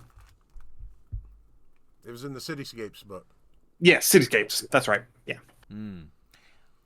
Yeah, the Stalker was The, only 100 druid- people, right? The Stalker class? That was a Ranger build, but it specifically hunted humanoids. Was that 2nd edition? Oh, Who knows? maybe. Well, They all blend together. at this point. humanoids was always on the list for 2nd edition. You didn't Favorite have to take enemies. anything. Yeah. Yeah. And the 5th edition totally broke how favorite enemies works, and it sucks Yeah. now. Agreed. And I'll We hop off tried to the fix that soapbox. too. Yeah. The thing Um, that irritates me about Rangers that like everybody, oh, they're the worst class. Okay, if they would just fix favorite enemies, one, and if people would remember that theoretically D&D has 3 pillars, and Ranger is the strongest in one of those pillars. Yeah. Absolutely. Just everyone kind of skipped that pillar, Yeah. unfortunately. Yeah. Another class from 3rd edition I really wish they would bring back over is the Blighters, Blighters which were were the cool. evil druids, yeah, and Blighters need to come back. I've got a class that I really want to bring back. Have you Okay. checked out our Druids episode? I may have missed that one. You might want to check into that. we've we got- might Okay. have an answer Yeah. for you. Yeah. Okay, Yeah. excellent. One of the coolest ones I thought was that I really loved was the Binder class from 3rd edition. Binders just thematically were super cool. If you guys don't know what a binder was, is basically they take vestiges into themselves and embody those qualities. Kind of, sort of what they use a little bit of the warlock stuff now with binding, in terms like their pack abilities and stuff like that. A little bit. But binders did it even more because you could do 2 or 3 qualities, and you could bind to different spirits as well. So you got to have packs with different Ooh. vestiges. It's a super cool class, and they were just at will abilities. They had once per days, and then they had I think once. What is it? I don't remember. It's been a while, but I always wanted them to bring something like skills that. and Skills. stuff, yeah. That's right. They had skill ability checks and stuff like that. That was really cool. True namers were also really neat, but they just were not built properly. Yeah, I love- anything that has to do with true naming, like that has to be a central tenet of the campaign. Otherwise, it's a complete waste. Yeah. They tried doing that in 5e. There was an Unearthed Arcana for that. Yeah, so Omancy? Yeah, Onomancy, yeah. Yeah. And it was cool in concept, but it just did not work at all. Yep. All right, so we've got one more question here. This is a good one. What's the most rewarding moment as a DM or a player that you've ever gotten? I was actually thinking about this. I just love when the dice tell the story, and I'm hoping that a couple of the people that were on earlier are still here. We're edging or getting towards end game, and uh, one of the players had to roll a percentile dice, and they rolled really really low, and dice, and the DM was like, roll it again. Something happened, and it gives you a second chance. And they rolled really, really low again. Now they had a 15 or what? They had to roll above a 15, and they rolled below it twice, Wow. and that shoved us right into the final battle. So that was amazing. The dice gods are fickle sometimes. The dice gods shoved us right into the Chained Oblivion battle, and I tell you what, it was fun. It was maybe not the most rewarding, but the most fun I had, because it, again, I will always love when the dice tell the story. There are so many instances in the games I've run where someone tries to do something and the dice just screw up, or even better, all hope is lost and they get like a natural 20 or something like that, and everybody just, you could just all hear them just cheer when the dice gods are happy with, pleased with this action, and it just turned out great. There's a lot of fun instances of that. It's funny because some nights you as a DM you're rolling nothing but like ones and twos, and sometimes you're just like last game that we played, you're just doing nothing but crits. Yeah. That was ridiculous. You got anything, Brendan? You know, we had an in-person game we played with Jake, and it was me and Jake and my wife and a couple of people who had never played before, and one of the guys showed up to 3 or 4 sessions and kind of checked out and told Jake that he was going to stop playing, and so Jake basically created an encounter for him to turn on us. And Jake kind of buffed that guy's character up a little bit, and so his farewell was, you know, our party killing him, and it ended up he was moving through magical darkness and kind of kicking our asses, to be honest. And somebody had to roll an attack with disadvantage to finish him off through the smoke, and it worked. And it's so funny because this guy who, you know, everyone cheered, even he was excited. He tells Jake afterwards, goes, "Maybe I don't want to quit anymore." So yeah, that was one of the better moments. One of my more magical moments was actually a one-shot Ian was running. We were doing a one-shot at a college for it was with a local library, and I was playing a dwarven luchador for this one, which was a ton of fun. But we had this new player at the table that was playing a barbarian, and it was the best moment because it was his first game. He's going up, he's got his shield, and he's trying to be a meat shield, and just the NPCs are wailing on him with like 1 or 2 turns. And as a barbarian, because again he's a new player, he throws his shield and flees. And that was the most magnificent point of roleplay from a brand spanking new character. I never expected it. The party did, and I was like, no, that makes perfect sense. I love it. And I mean, that was just like one of the most magical. Like, of course that barbarian would flee. I mean, he's getting his ass kicked. And then, you know, a couple turns later, he kind of comes to, he grabs his shield because his weapon, he dropped his weapon, his weapon broke, and he starts just bludgeoning people down with the shield. And I'm like, this barbarian rocks. I love it. Yeah, that was Pablo, the Escobar barbarian. Yes. Yeah, that was a great game. I have so many questions about this. We'll have to talk later. Yeah. I don't know if if I've got an individual moment. I love running one shots for first time players. I've done it several times. The most recent one was a game with the teen gaming group at the library where my wife works, and I was running the adventure, the Wild Sheep Chase. If you're not familiar with it, go to DM's Guild and pick it up. Last time I looked, it was still free. And it's amazing adventure. James Introcaso actually says that it's his favorite D&D one-shot. Nice. So, and it's great. It's full of puns. It's amazing. But at the end, the last encounter, you are facing a wizard who has a wand of true polymorph. And he has animated his bed into a bed dragon that comes and attacks you with a splinter breath weapon. It's amazing. It scares the shit out of you. Oh It god. does. And- Well done. True. And whenever you get him down to get him on the ropes, he tries to true polymorph himself, and the wand backfires and turns him into a gibbering mouther. And so at the end, you off the gibbering mouther and you recover the wand, and the individual that you're supposed to be helping through this is the wizard whose tower this is. It turns out that wizard was his apprentice and turned him into a sheep. So he's been running around this whole time as a sheep. Nice. And you're talking to him through Speak with Animals, and he wants you to use the wand to change him back.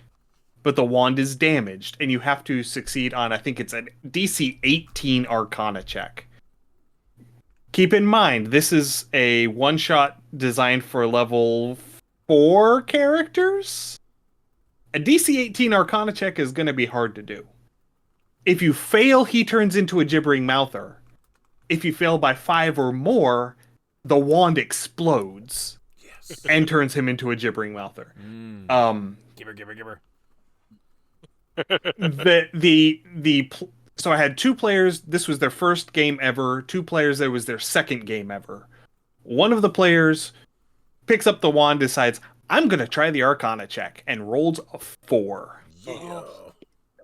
And the force damage from the wand exploding TPKs the party. And they laughed their heads off. It was Sure. amazing. They had such a great time.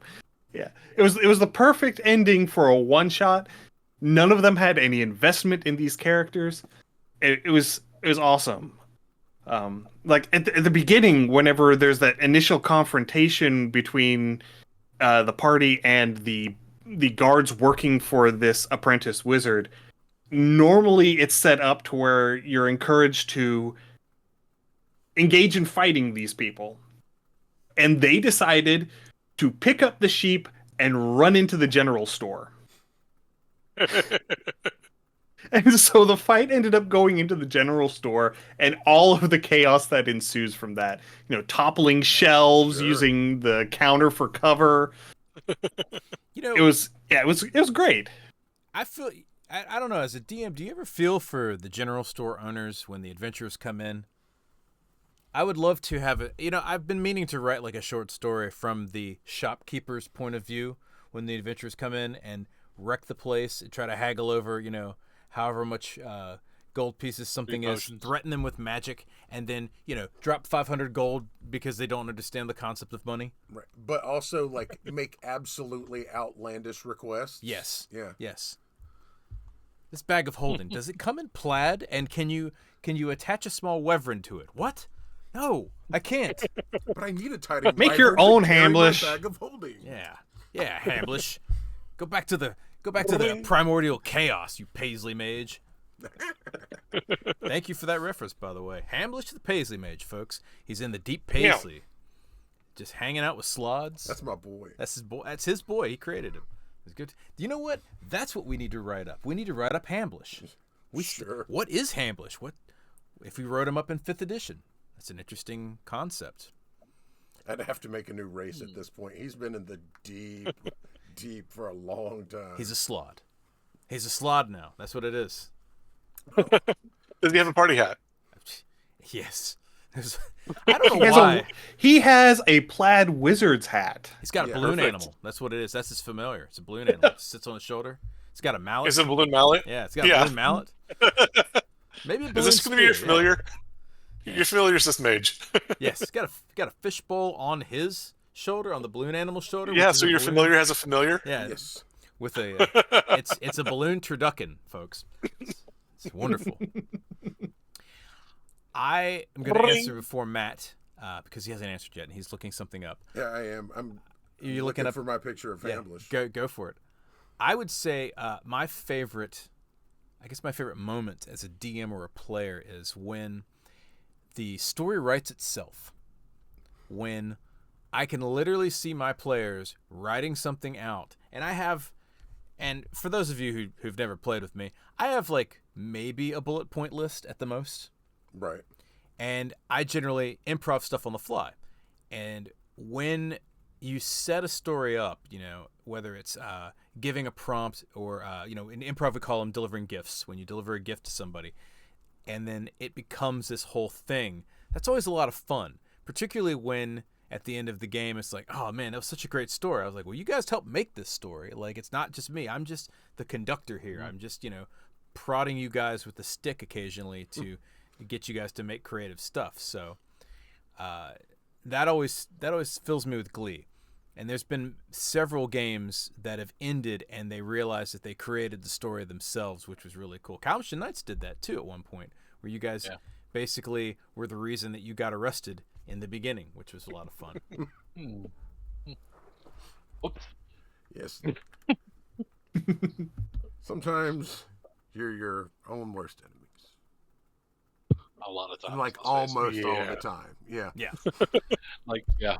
There's things that have happened in our current game that I'm still waiting to come back and bite us in the ass. But we'll see. No, it's all good. What I love is when DMs forget the toys that they've given out throughout the game.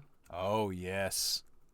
That is some of my favorite thing to play with, because I legendarily keep a very tidy inventory. I don't. And if I haven't used the chalk that I bought on my first day of making this character, it's still in my inventory. And I will and have used it. And I've used it to terrible effect on some occasions. Because if your bluff is good, they don't know it's a fake magic circle. So, I had a very, very awful cursed item given to me. I didn't fall for it. Did I give you this cursed item? No, it was. You have, but that's not the story. I've given you several cursed items. I'm just curious. No, but I was given a crown of the unliving tyrant. Crown of Royal. No. And delicious whiskey that you set your dice in. So basically, it was a crown made out of a death tyrant, the undead beholders. It's a big crown. Yeah, well, it's made out of the eye stalks. Because it was it was absolutely necessary to do the movement. But like, I was given the description, and I immediately went, clearly, I'm not about to put this on, and I'm not allowing anyone else to either. And this was in 3.5. I had a bunch of spells versus eye tyrants, and so we were fighting a very big bad evil guy, and they were grandstanding, and I decided to make them an offer and trade them this amazingly powerful magic item for allowing us to escape. And they were dumb enough to put it on. So you get this beholder, and you put the crown of tyrants on this beholder. No. So they put it on. They became the death tyrant. I already had a bunch of anti-beholder spells on me. And you wasted them. And we murdered the death tyrant because he was much easier than the actual BBEG that we were supposed to be fighting. Nice. Ring. All right, so we're all doing this, and I'm thinking of that Viking game where you gotta and then you clap and point us in there. Yeah. So we got time for one more question, and I like this one in the chat. What's your favorite natural one moment? So we'll just do a quick round robin on this one. Favorite natural one moment, James. So again, running a campaign with Ian, most of my campaigns were with Ian. I had a dwarven paladin, and we are trying to escape a mountain, and I go through and we're out, and I've got to roll a check, as it was a balance check or something to get down this hill.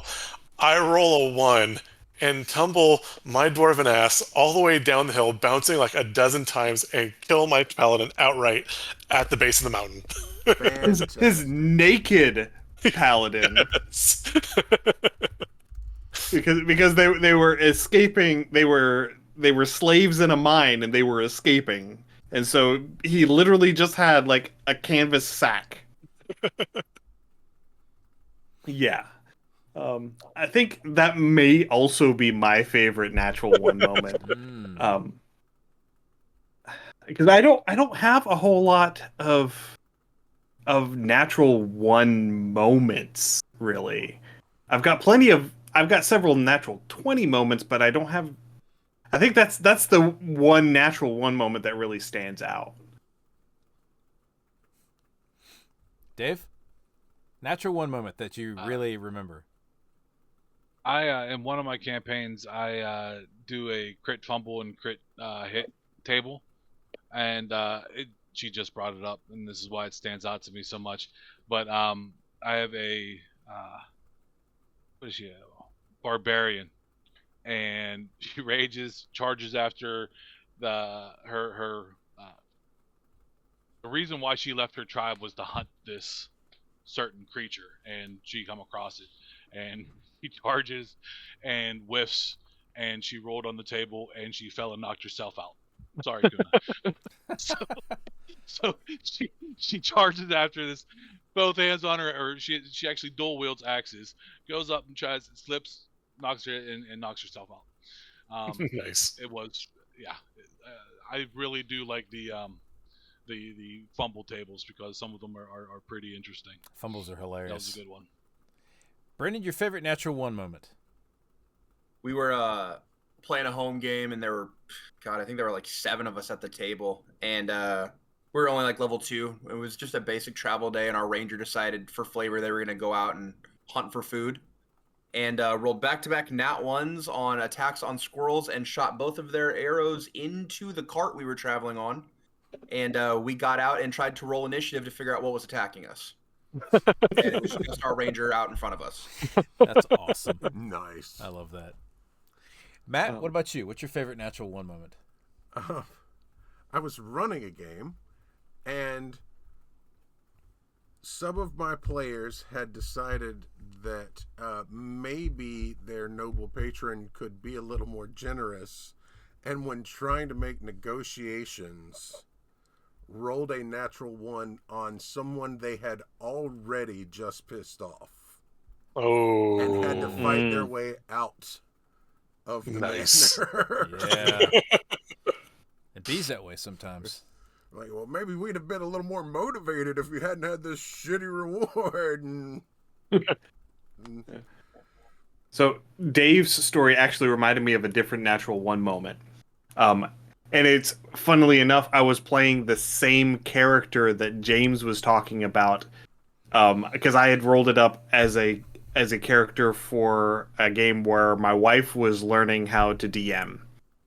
So this dwarf paladin, his name is Dougal Copperpot, and we were in this dungeon. We were playing through the module Shattergates of Slaughterguard. It's a 3.5. like level 1 to 3 adventure, and we were coming through, and there's this platform where there's these mirrors that are supposed to be like long distance communication mirrors, but they're not working anymore because this is ruins.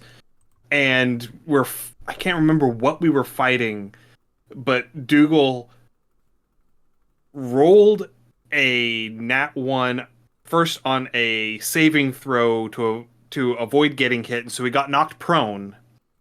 And then he rolled a nat 1 on his attack roll like you do. from the ground, and his mace goes skittering across the floor.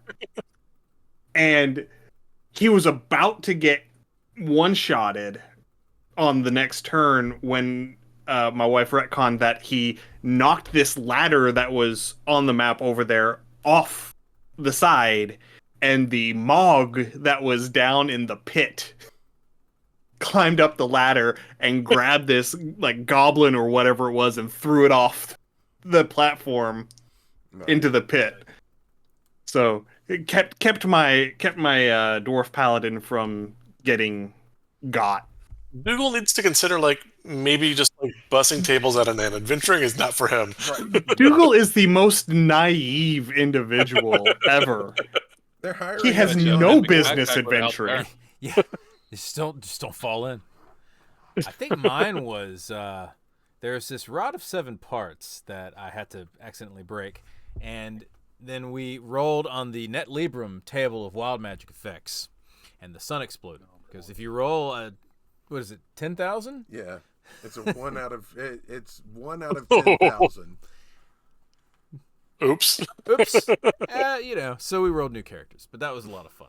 It was definitely memorable because the entire star explodes. Yes. There's a lot of fun. Which, by the way, if you haven't seen the Net Librum Wild Magic Effects, you should incorporate that into your game because you never know what you're going to get. And just ignore the parts you don't like.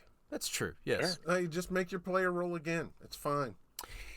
And to wrap this up, Librum. so there you have it. This is our 200th episode. We'd like to thank all of our listeners and all of the people that have helped us over the years. Give it up for James and Ian for Undercommon Taste. Go see their show, their podcast, Undercommon Taste, on all of the players. James and Ian, do you want to give us a little bit of socials? We are on most of the socials. We have deleted our Twitter account for hopefully obvious reasons. Yeah, Blue Sky, my friend. Get on Blue Sky. Yeah, we are on Blue Sky. They're happy. We got on Blue Sky back when you still had to get invited. Same. But you can find all of our social media links, which I think I need to update it because I think the Twitter is still on the list, along with our Patreon and our itch store through our website, undercommontaste.com. There you go. Dave, you want to say anything about yourself? You can. This is your time to shine. Awesome. Well, thank you. First, fellas, thank you and congratulations on 200. It's been awesome to be a part of this for a long stretch of it. In my spare time, I paint small things and make custom random number generators. You can find me at dogface_designs on Instagram. If you want anything painted, custom dice made, give me a shout. He makes good dice too. It's true. Yeah, we got him. We have a couple sets. Yeah, a couple of them around here. Brendan?